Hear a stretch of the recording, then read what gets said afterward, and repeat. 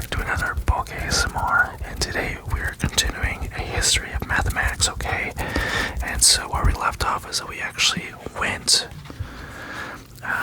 through the Mesopotamia. Basically, we were explaining all the dimensions of right triangles and also the Plumpton tablet 322.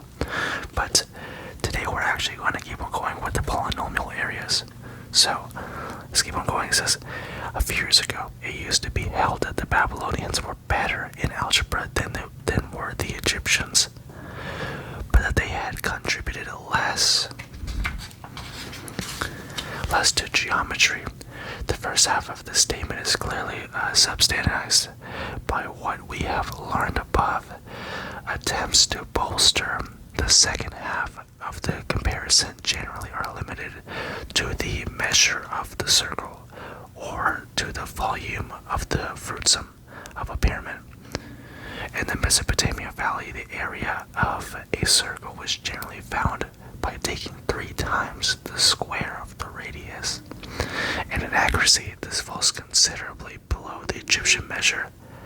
However, the counting of decimal places and the approximations over pi is scarcely an appropriate measure of the geometric stature of a civilization, and a recent discovery has effectively nullified even this weak argument.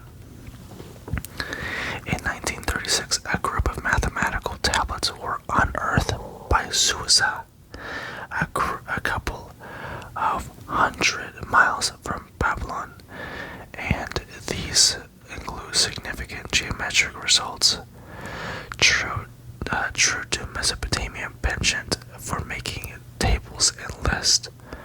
One tablet in the Susa group compares the areas of the squares of the sides of the regular polygons of 3, 4, 5, 6, and 7 sides. The ratio of the area of the pentagon, for example, to the square on the side of the pentagon is given as 140, a value that is correct to 2 significant figures.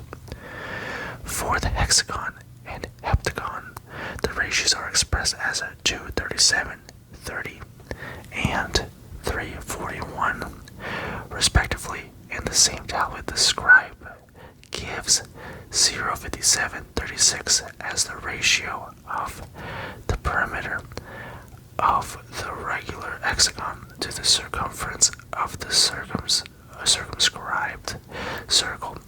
And from this, we can readily conclude that the Babylonian scribe had adopted 3, 7, 30, or 3 and then 1/8 as an approximation for pi. This at least as good as the value adopted in Egypt. Moreover, we see in a more sophisticated context than in Egypt, for the tablet from Susa is a good example of the systematic comparison of geometric figures. One is almost tempted to see in it the genuine origin of geometry, but it is important to note that it was not so much the geometric context that interested the Babylonians as the numerical approximations that they were used in measuration. Geometry for them was not a mathematical discipline in our sense, but a sort of applied algebra or arithmetic in which numbers are attached to figures. There is some disagreement as to whether or not the Babylonians were familiar with the concept of similar figures, although this appears to be quite likely. The similarity of all circles seems to have been taken for granted in Mesopotamia, as it had been in Egypt, and the many problems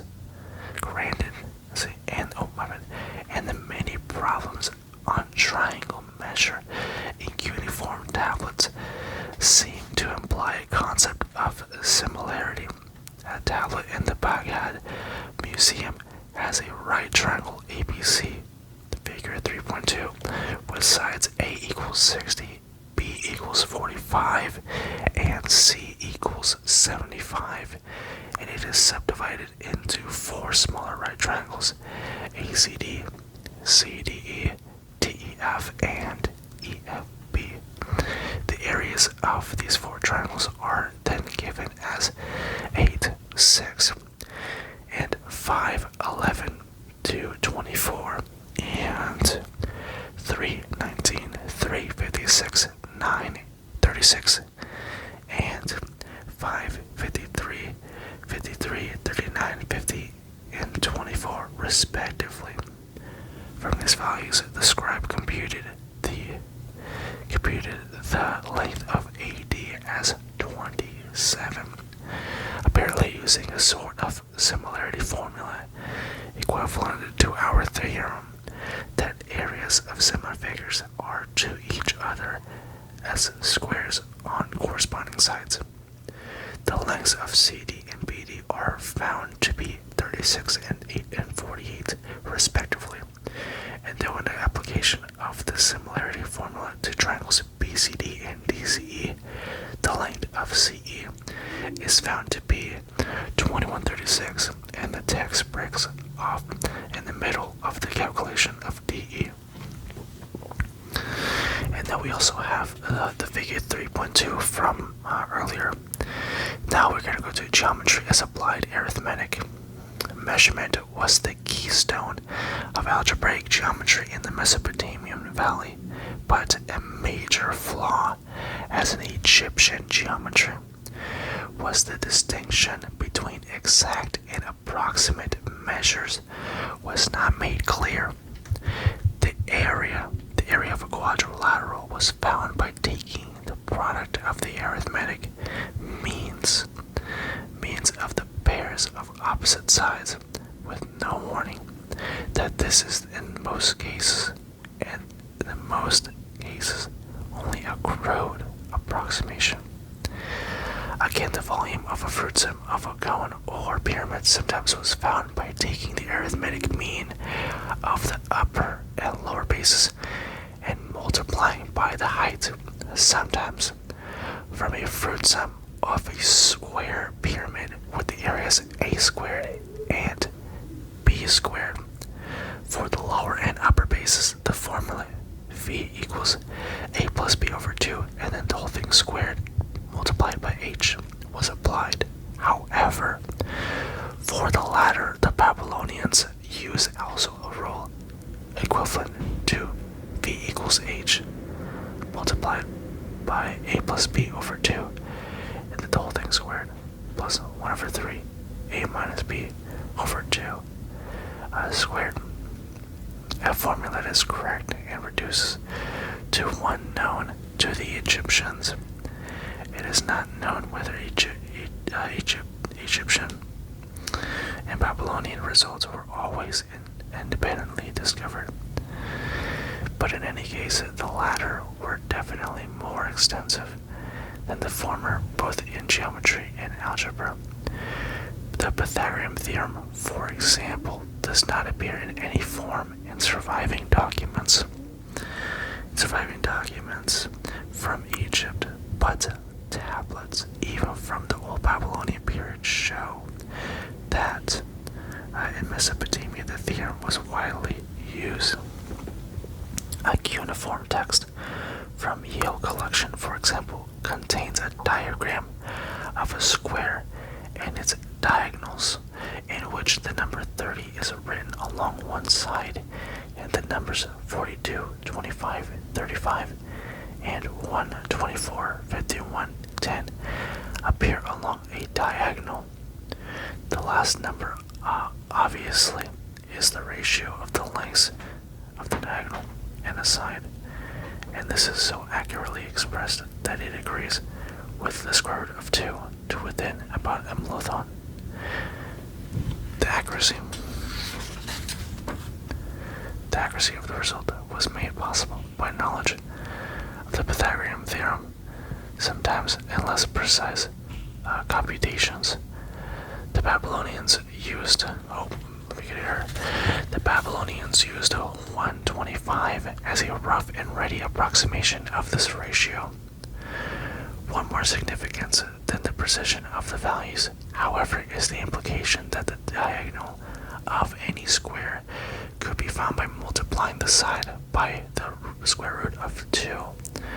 Thus, there seems to have been some awareness of general principles, despite the fact that they are exclusively expressed in special cases. Babylonian recognition of the Pythagorean theorem was by no means limited to the case of a right triangle, right isosceles triangle. In one old Babylonian problem text, a ladder or beam of length 0.30 stands against a wall. The question is, how far will the lower end move out from the wall if the upper end slips down a distance of 0.6 units? The answer is correctly found by use of the Pythagorean theorem.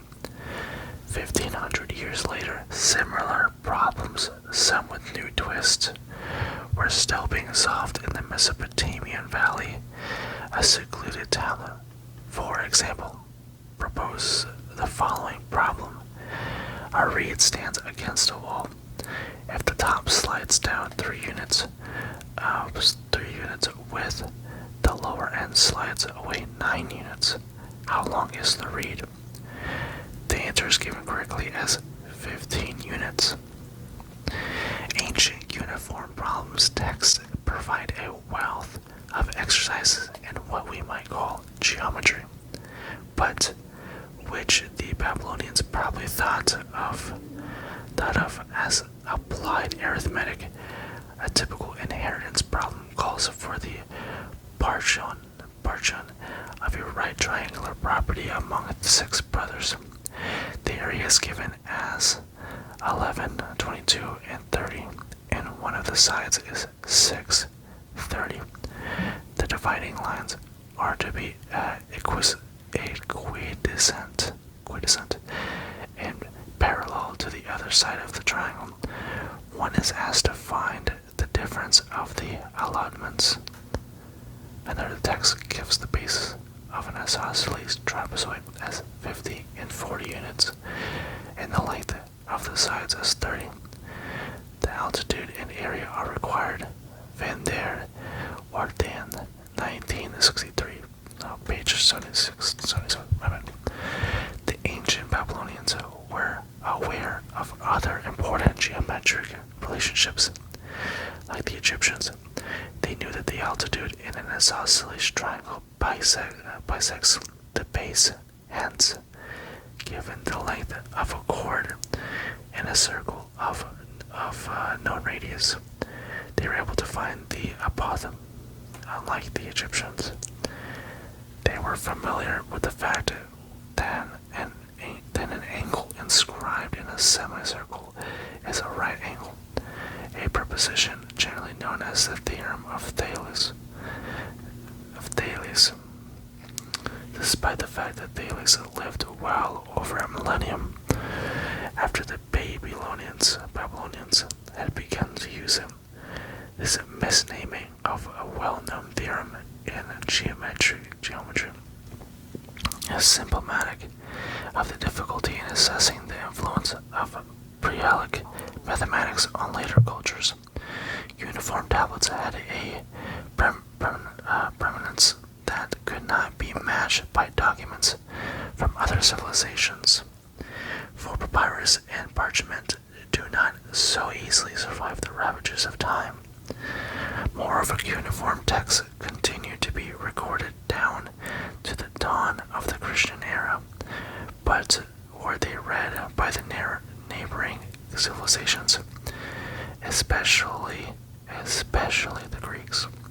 The center of mathematical development was shifted from the Mesopotamian Valley to the Greek world half a dozen centuries before the beginning of our era.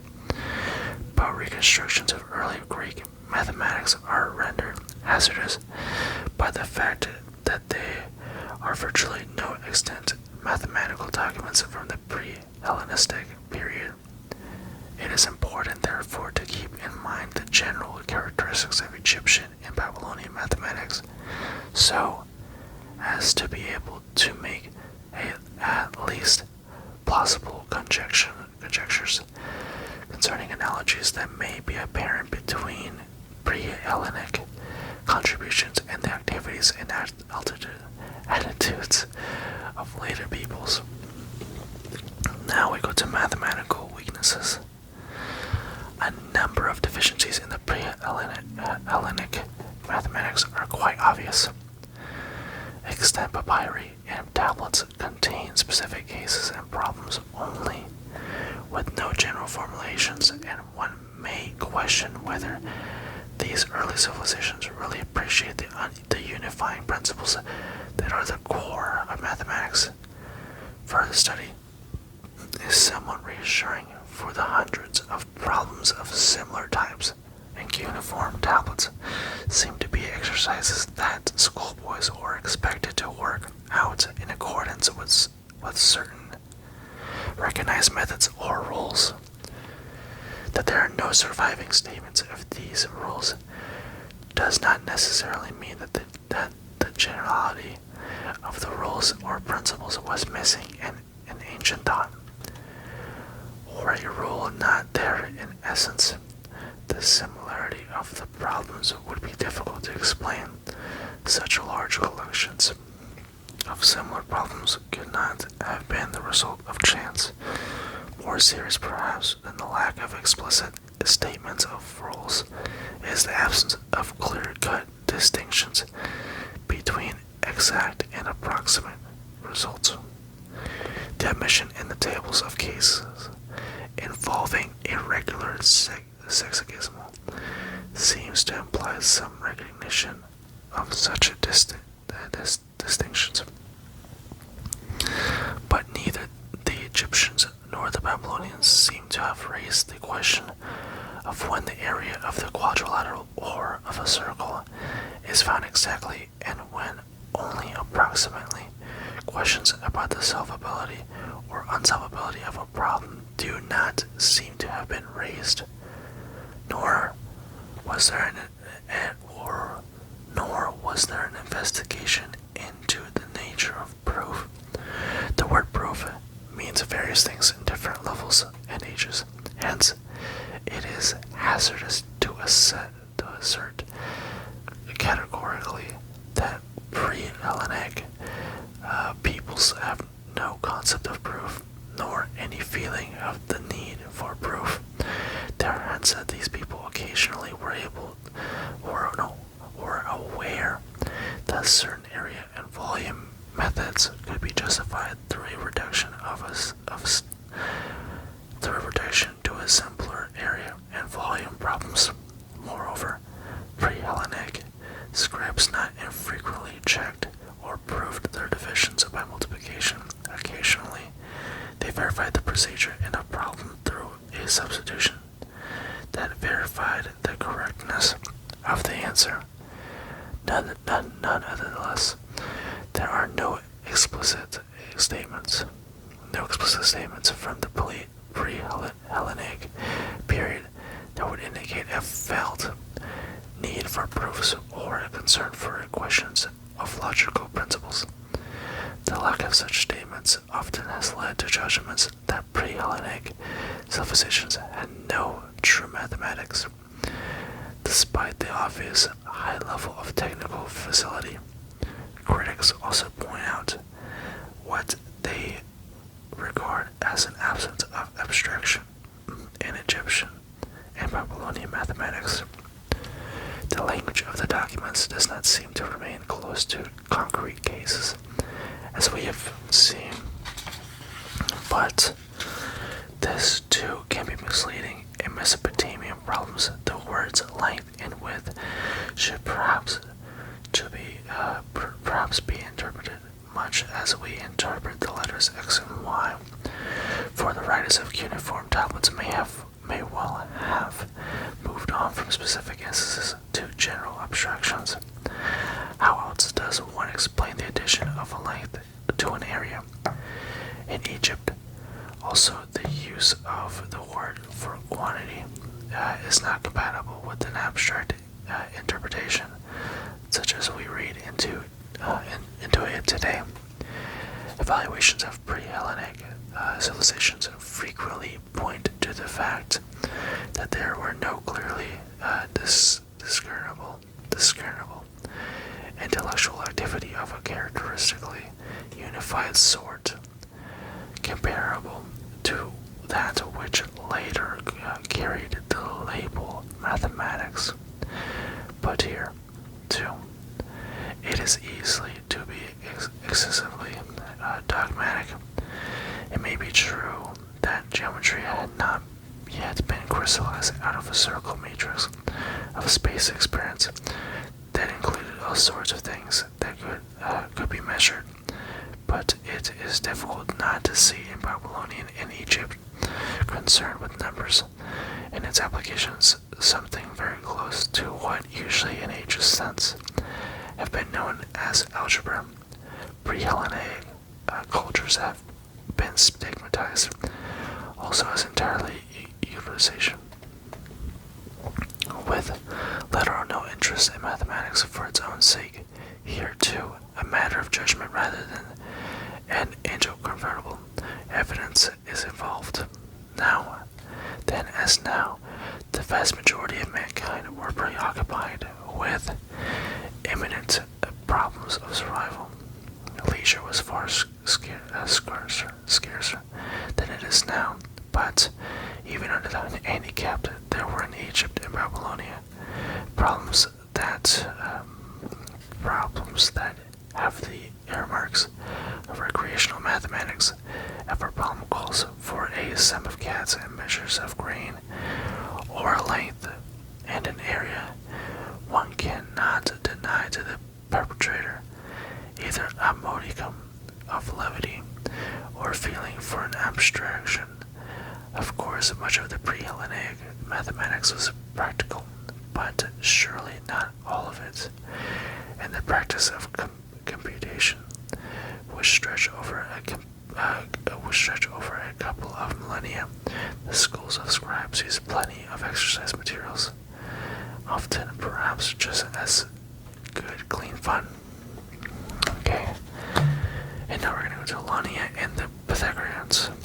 So we have Greek origin.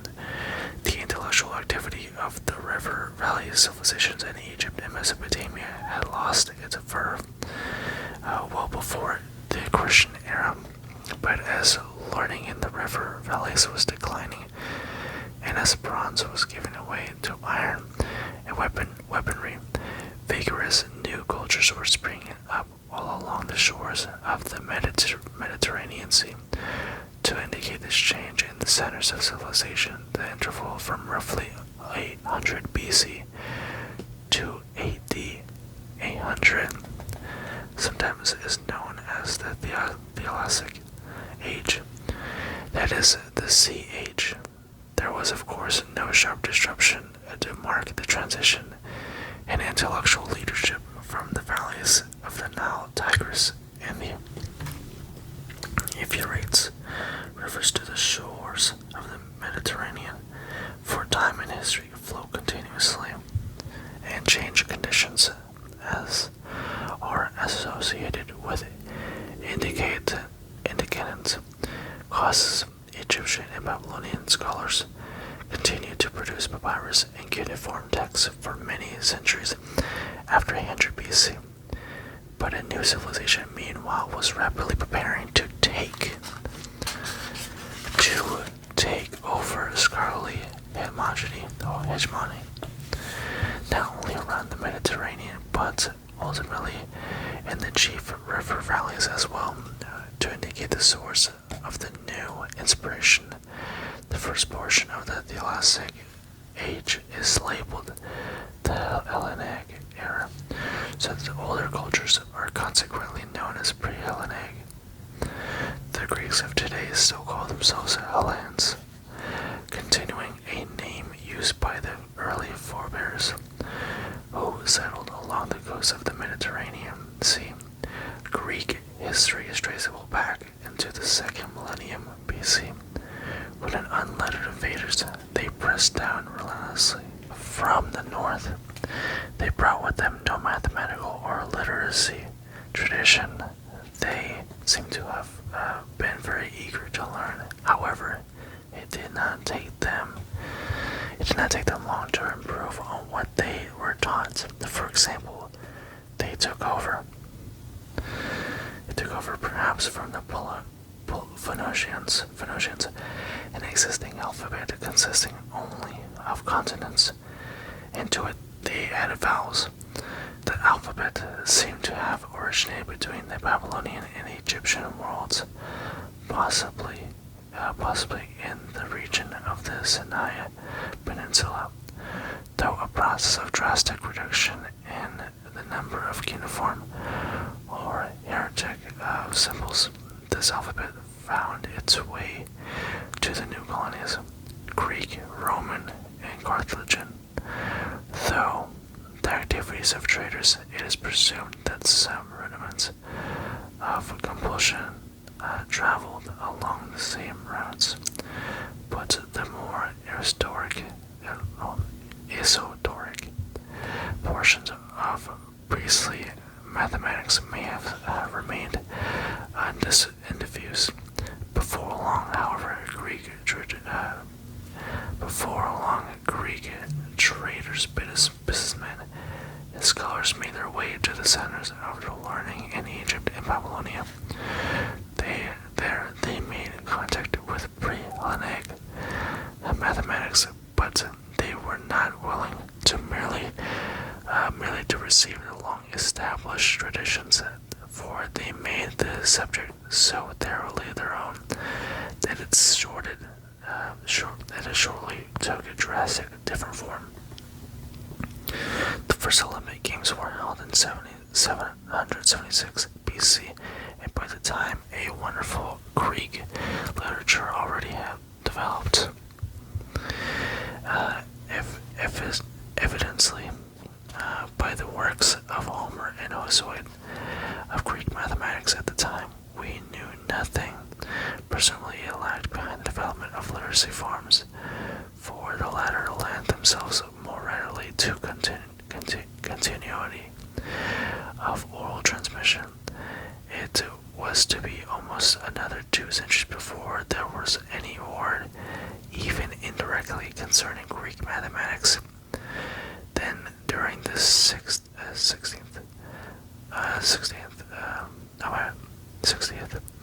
century BC, there appeared 2 men, Thales and Pythagoras, who seem to have played mathematics a similar role to that of Homer and Hesiod in literature.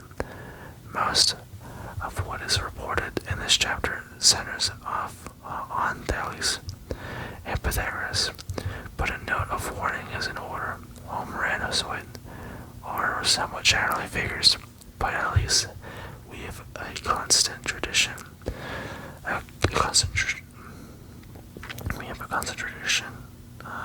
Attributing to them certain literacy masterpieces which first transmitted orally from generation to generation, ultimately were copied down and preserved for posterity. Thales and Pythagoras also are somewhat indistinct figures historically, although less so than Homer and Hesiod.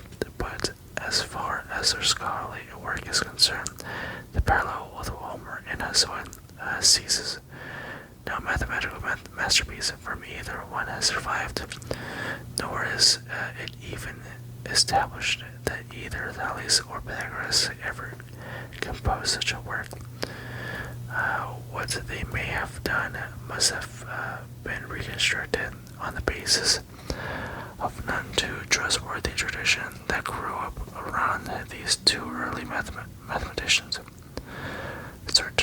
Certain key phrases are attributed to them, such as know himself in the case of Thales, and all his number in the case of Pythagoras, but not so much of a specific nature. Nonetheless, the earliest Greek accounts of the history of mathematics which no longer survive ascribed to Thales and Pythagoras a number of very definite discoveries in mathematics. We outline these contributions in this chapter, but the reader should understand that it is largely a persistent tradition rather than an extent historical document on which the account is based. The Greek world for many centuries had its center between the Aegean and Ionian seas, but Hellenic civilization was far from localized there. Greek settlements by about 600 BC were to be found scattered along the borders of most of the Black Sea and the Mediterranean Sea, and it was on these outskirts that the new surge in mathematics discovered. In this respect, the sea-bordering colonists, especially in Iona, had two advantages.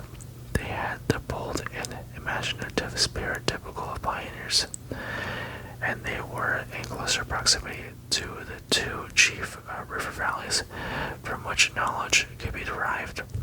Thales of Mitylenes, ca. 624 to 540 BC, and the Pythagoras of Samos, ca. 580 to 500 BC, had in addition a further advantage. They were in a position to travel to centers of ancient learning, and they acquired first-hand information on astronomy and mathematics. In Egypt, they are said to have learned geometry. Babylon, under the Enlightenment Chaldean ruler Nebuchadnezzar, Thales probably came in touch with astronomical tables and instruments tradition, as then in 585 BC, Thales amazed his countrymen by predicting the solar eclipse of that year. Historically, of this tradition is very much open to question, especially because an eclipse of the sun is visible over only a very small portion of the Earth's surface. It does not seem likely that there were in Babylon tables of solar eclipses that would have been enabled Thales to make such a prediction. It is quite likely, on the other hand, that the nome of a sundial entered Greece from Babylon, and perhaps the water clock came from Egypt. The Greeks were far from hesitant in taking over elements of foreign cultures, else they would have never have learned so quickly how to advance beyond their predecessors. By everything they touch, they quickened. So, I think that might be all for tonight. Now, if you did like this, make sure to subscribe for more content like this. But also, this is Wondering ASMR, and I hope you guys have a great night. Now, wherever you're living in the world, if it's the morning, if it's the afternoon, or it's nighttime, have a great night. And I really hope that you guys enjoyed, and I'll see you guys next time.